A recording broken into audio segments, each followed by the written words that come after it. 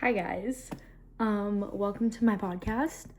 I've probably filmed like no more than 10 podcast episodes in the last 5 years because it's been something that I've wanted to do, and I've like not even half, like 1% committed to it a couple times a year, and then I don't follow through. And I say this every time I try to like pick it back up. So I'm just gonna jump right into it. Welcome to my podcast. I really hope I stick with it this time.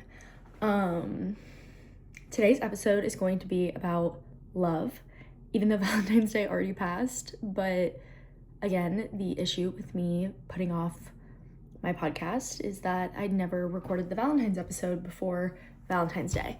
But it's still February, and love is important all year round, and it's something that I'm super passionate about.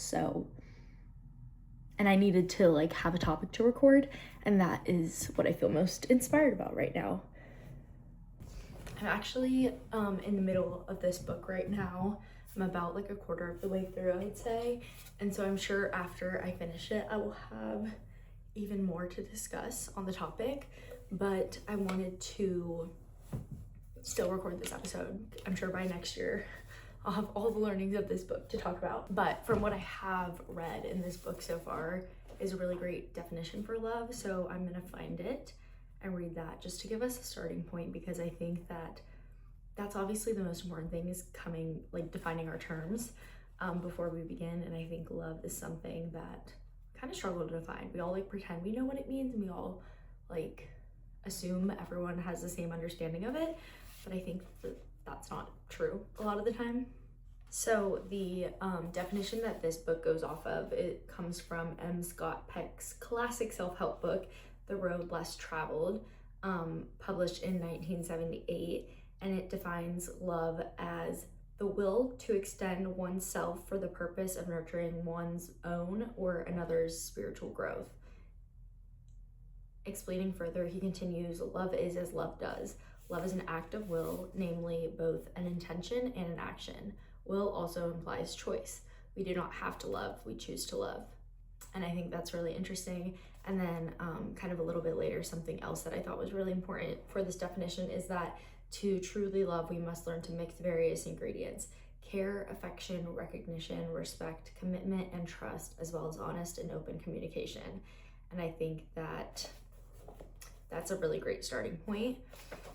And so I think that when we think of love as extending ourselves for the spiritual growth of ourselves or someone else, it really makes a lot of sense.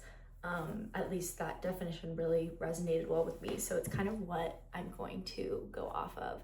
But I want to talk about love in all of its forms. I want to talk about self-love. I want to talk about platonic love in terms of friendships, in terms of family, and I want to talk about romantic love. So I guess that's how I'll structure this episode. We can first start with self-love, which kind of feels like a taboo concept. I think that it is a very overused word in today's world.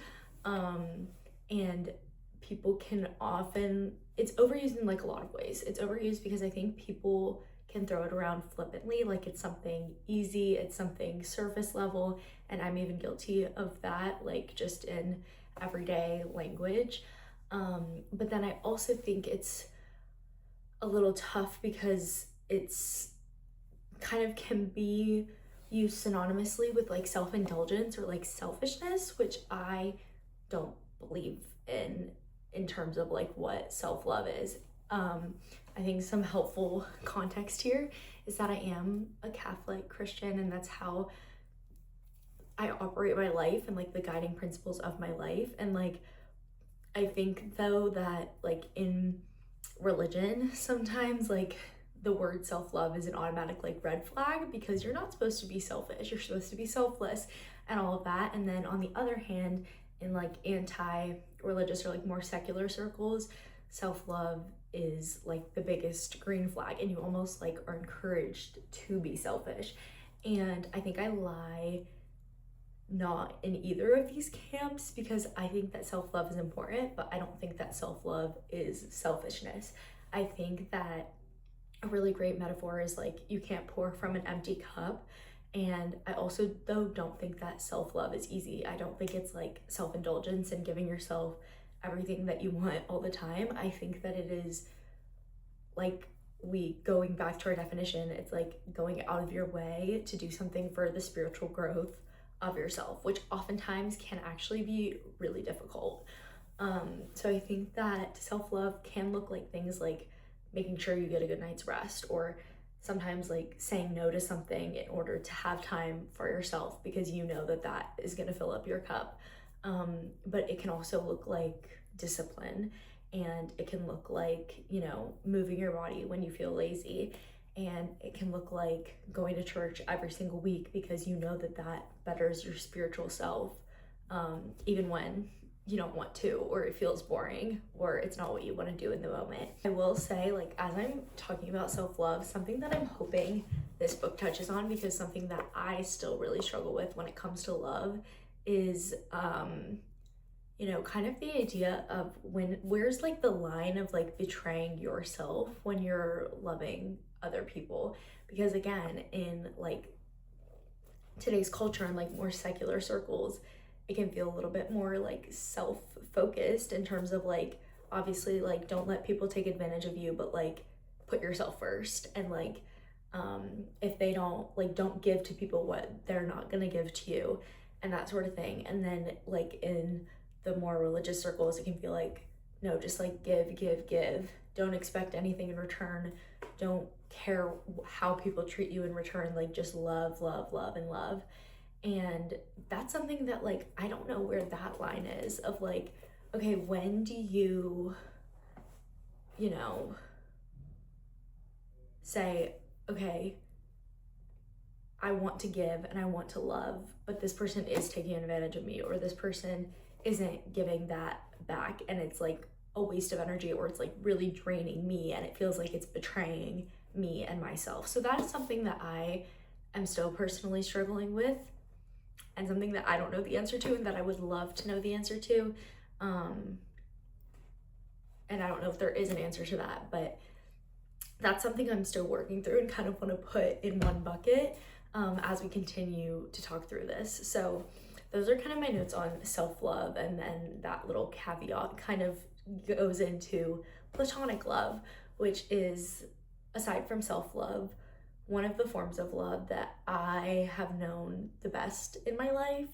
I'm really blessed to have such a wonderful family, especially my mom. Like, my mom is the definition of selfless and the definition of love. She's just the best person ever. I get teary-eyed thinking about her, and my grandparents and my dad and my siblings. Like, I'm surrounded by so much familial love, and then my friendships as well are like, it is not lost on me that the kind of friends I have are the kind of friends that like people ache for. I feel like I can be my full self around so many of my friends and can trust them with the world. And I think it's just like, it's so fitting because I posted a video on Instagram a couple weeks ago showing like I have a lot of like love notes I've received from my friends and family taped up against my wall, and the text that it said was like, I'll never be impressed by the bare minimum because this is how much platonic love I have in my life. And it's gotten like 5 million views and 500,000 likes. And it's like, especially with like a lot of those comments coming in, like, it's not lost on me how rare and special that is, and how it's just something to be so grateful for, and something that I'm so blessed with. So and I think that there's being a good friend and a good sister and a good daughter, and then there's also having good friends and family in your life. And I think that you know, while you can't control who your parents are and you can't control who your siblings are, and sometimes no matter how good of a friend you are, you haven't met the right people that are your friends yet. I do think that there is something to learning to be a good friend in order to have great friends and things like that. So I would love to talk about that. A lot of this stuff is stuff that I've seen my loved ones do, and I'm like, wow, that is like such an act of love. And then some of it is stuff that I try to practice in order to be a better friend. So in honor of platonic love, I'd love to go through some of my favorite ways that I give and receive platonic love. And number one has to be handwritten notes. I just had the Instagram reel go viral of like all the handwritten notes on my wall. They're so special to me. I think that for me, it like signifies people taking time out of their day when I'm not with them to like think about me and obviously be super intentional with their own words. And also something, this might be kind of weird, but something about seeing someone's handwriting like feels so vulnerable, which I love. So I'll always be a handwritten note girl. It's just the most precious, special thing to me. And I think that it's kind of a lost art. Like we're always texting and doing stuff online. And like when it's something that is not necessarily expected, like I feel like thank you notes, for example, like it's so normal not to receive thank you notes for like little things, especially, but when you do receive them, it means even that much more since they are not necessarily expected. So I think like more broadly, like doing the things that maybe aren't necessarily expected, like go further. Like obviously doing the things that are expected and that you should do, but doing the things that you don't have to do really signifies like is really an act of love in my opinion. Another thing too is like just anytime you think of them or want to give them love or are receiving love from them, like make it known. So even when like someone receives a letter that I sent them in the mail, them like texting me and letting me know that they got it means so much to me. Or if I receive a letter from someone, I like, you know, try to text them or send them a picture or video opening it and stuff like that. I think that that means so much more than you would think. Similarly, if I like think of a friend randomly, I will try to tell them. I think that again is like, even when you're not there, like they're thinking about you and they love you, and that is something that is so, so special. Another great friend thing, this is like not underrated, I don't know, maybe like underappreciated in today's world and just like kind of the age I'm in, but that I'm so grateful to have, is kind of like the financial burden of things, which is like kind of taboo to talk about, which makes it like a little, I think that contributes to how much like I appreciate it. But for example, last year, one of my friends and I planned a birthday party for a close friend of ours, and we are super close with her. There were other people like at her birthday celebration that are also super close with her, and then, you know, some people that aren't maybe like as super close as we are. Anyways, we like kind of put it together, picked the place, stuff like that, and we ordered appetizers for the table. When we sat down, we kind of like, I think we like picked them and we're like, we'll all share obviously. And then at the end of the night, we, like my friend and I that planned the dinner, we split the cost of the appetizers, and then a third close friend of the birthday girl paid for her dinner and her tab. And I think that's like such like a little underrated thing that like, okay, my friend and I, we planned the dinner, we chose the place, so we're gonna like take the burden of decision making, if you will, and pick the appetizers for the table so that people who haven't been to this restaurant or know nothing about it don't have to worry about that. And then we're gonna pay for it obviously because like we chose this restaurant, we organized this, like we just want people to be there to enjoy and to celebrate the birthday girl. And then of course our other friend paying for the birthday girl so that she's taken care of that night.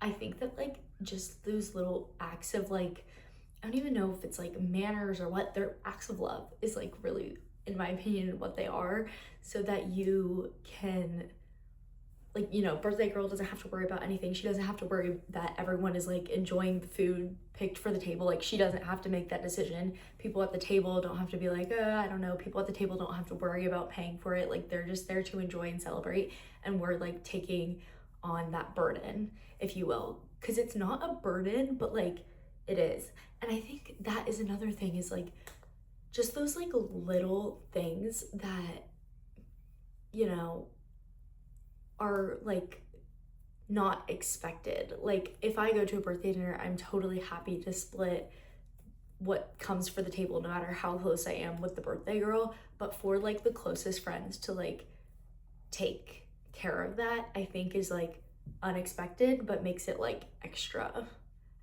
loving. I don't know if I'm doing a good job explaining this. And then obviously like taking care of the birthday girl's dinner without a question asked, a close friend doing that as well, I think. So just like finding those little ways that like, again, going out of your way to do beyond what is just like expected or well-mannered or like the bare minimum, I think is like such a great expression of love. And I think that that shows love towards our birthday girl, because hopefully the experience was the best that it could be for everyone, and it shows love for each other because like we're here to help each other out, and like we want to split the cost of stuff, and like it's just great. Like we just keep it pushing, keep it moving. And I think that that's something that is super awesome and underrated, and something I'm so grateful to have, especially like as like money obviously is taboo, and like I'm 23, so it's kind of a weird, like, you know, everyone's kind of in a slightly different stage with money, and so that's just kind of a random little example, but it's one that I'm super grateful for. I think another super duper important act of love is showing up. This world is so busy. Like, I think we can all honestly say that we are so busy. Like, everyone says they're so busy, but I think a lot of times it's the truth. Like, there is so much going on, and convenience culture is also so huge. Like DoorDash, anything that like feels like a waste of time, we don't want to do it. We want stuff to be the easiest, the simplest, the most time efficient. And I think that in that kind of world, doing things that are inconvenient potentially, but still like doing them and showing up for your friends, I think is super important. If your friend has like an event going on, doing everything in your power to make it. And if you can't make it, as the friend, like being understanding of that, but as the guest or invited person, invitee, you know, like sending a special card or a gift or something like that, I think is like so huge. And I think, again, it's something like, yeah, like I can't make it, I'm so busy. Like everyone's so busy, like we get it. But then, you know, doing everything in your power to be there is super important. And then if you absolutely can't, like sending something in your absence, I think is like such a great friend thing to do, and something that I personally really notice. And like I said, like I get it, we are all so busy. And like this even goes to just making time to see your friends every so often. It can be so easy to let that fall to the bottom list of priorities. Like we send them a text and you know, stuff like that, but like making it a priority to see your people and to show up for them and to be there for things that are important to them, or even things that like aren't super important to them, but just like that they invited you to because they want you there, I think is huge. I think that at the root of any kind of love, self-love, platonic love, romantic love, is honesty and trust. And I would throw in there mutual respect, because if you don't have that, I don't know what you have. I think that this is something that is so lost in today's world. It actually drives me crazy, because it is, quite frankly, so much easier to be dishonest. And it is also so much more socially acceptable to be dishonest, which is kind of a whole other conversation. I kind of want to focus more on like self-love and close relationships where you do feel like a certain level of comfort with being like frank and honest. Because I think that's like a whole other thing when you're talking about just like surface level conversations with like acquaintances and stuff like that. When it comes to closer relationships, and I'm talking about anything from like, you know, your normal everyday conversations to more like difficult and potentially confrontational conversations, I think that honesty and trust and authenticity are really hard to come by, especially in today's world of social media where like everything feels the same and everyone feels like they have to conform. That's like a whole other aspect of it. But I think that a lot of times it can be easier to be dishonest, to leave things out that you're worried like might offend the other person, instead of like telling them because you love them and because you think that you like value your friendship and you love them so much that you're willing for your content relationship to suffer intermediately in order to better them. I think that this is like such a lost thing, because it can be so much easier for us to feel good about the relationship than to better the other person. And I think this goes back to the definition of love that I stated at the beginning, where it's, going out of your way for the betterment of another person. And in theory, like when you tell someone something, like maybe a white lie or something to not upset them, you're not doing that to better them. You're doing that to keep your relationship with them solid, not on the rocks, stuff like that. For example, say that you have a best friend, and that best friend has another friend who is not a great friend to her, but for some reason she's like still in this relationship with this person. And you, as the outside friend, can see that this relationship is not for her betterment. And because you love her, you don't want her in this relationship because you know it's bad for her. But because of your relationship with her, you know that it'd just be easier to not say anything, or if she asks you about it, to go along with it and just to let her come to that realization on your own. I think the true love here is like going out of your way, in which case it's risking your relationship with this person to tell them the truth that their relationship with this other person is not good for them and it's hurting them, because you are telling them this honest truth out of true love for them and out of, you wanting their life to be better. And with that, you're risking this happy relationship between the two of you, because, she might get mad at you or get defensive or disagree with you and stuff like that. So the easy thing is to be dishonest and keep this friendship happy and wonderful, and then your life is easier and you're happier and you have that solid friendship. The harder thing is to tell her the honest truth and potentially, ruin that friendship, whether it's temporarily or permanently, because you want her life to be better. And so I think option A of being dishonest is like keeping your life happy and well, and option B of being dishonest is like, you can't control her actions, but like taking a risk in order to make her life better. And I think that is such a good example of how honesty is so important when it comes to true love and when it comes to difficult acts of love, because sometimes acts of love can feel easy and sometimes they can feel difficult. And I think a lot of times when honesty is necessary and difficult, that's when the loving action can feel a lot more difficult. And I think that a lot of times in today's world, it's really tempting and maybe more common to choose the dishonest option. And I think that's the unloving option. And I think that goes with your relationships with other people, but also your relationships with yourself, because it can be really easy to lie to yourself. It can be hard to even know like who you are and like do those exercises to get to who you are, because it can be easier to tell yourself that you are like everyone else or like who you like want to be. That makes it easier for you to live your quote unquote true self than to like be honest with yourself and like actually live out your true self and live authentically. So I just think that honesty and trust and also like respect is kind of all go hand in hand at being like at the root of love, and sometimes the most difficult things for love.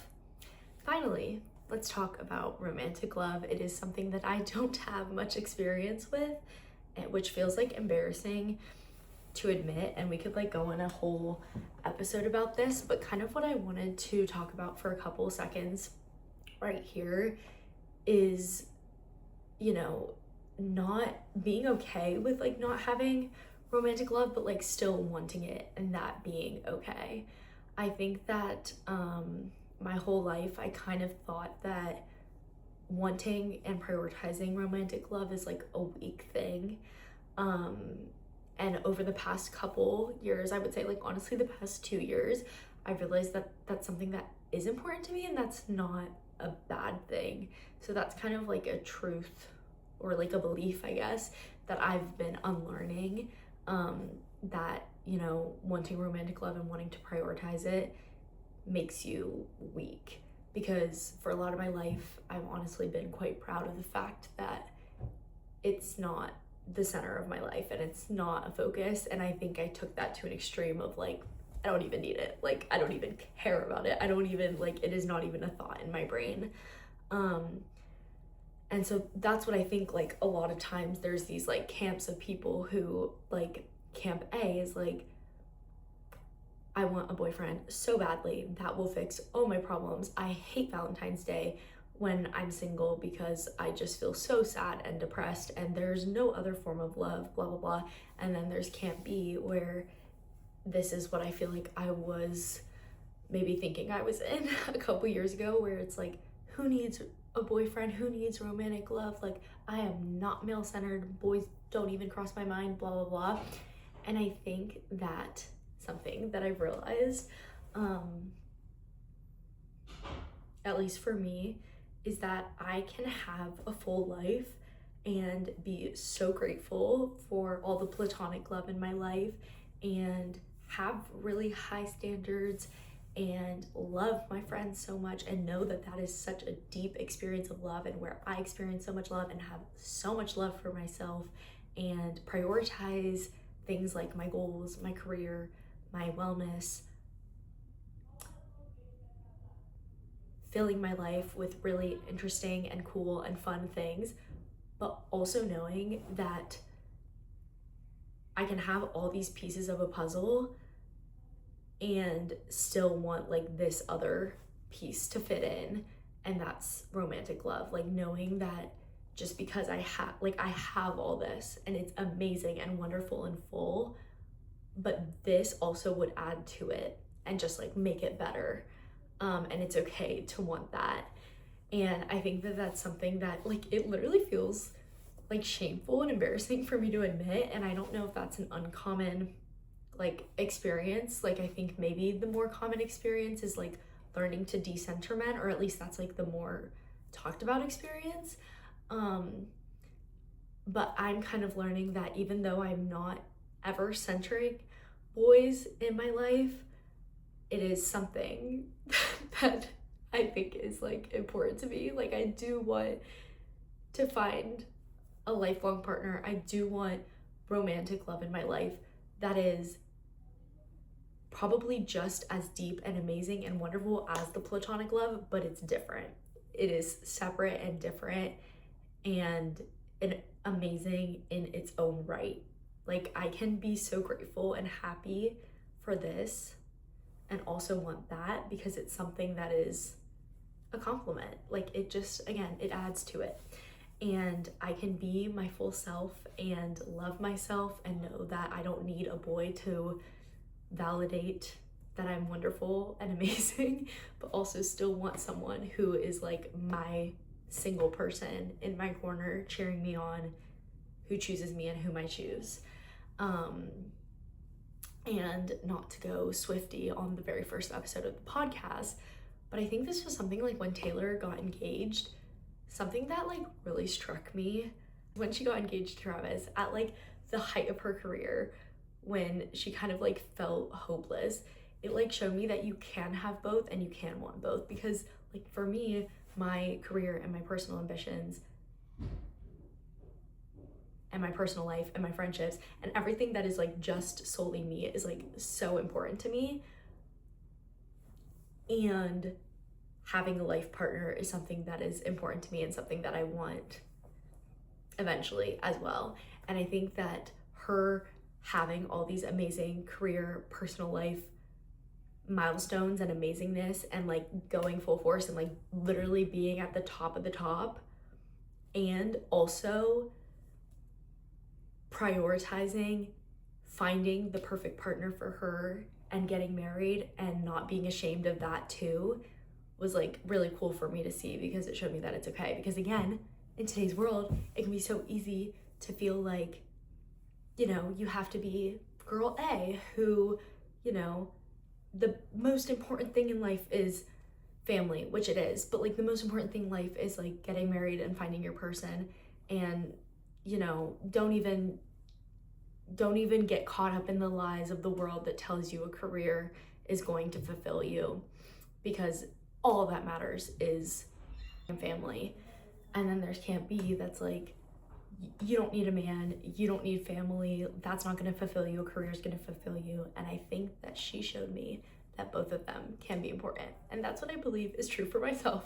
So after that long diatribe, that's my first podcast episode. I'm not super happy with how that all turned out. I don't even know what I said, but I'm proud of myself for recording it because that's step one.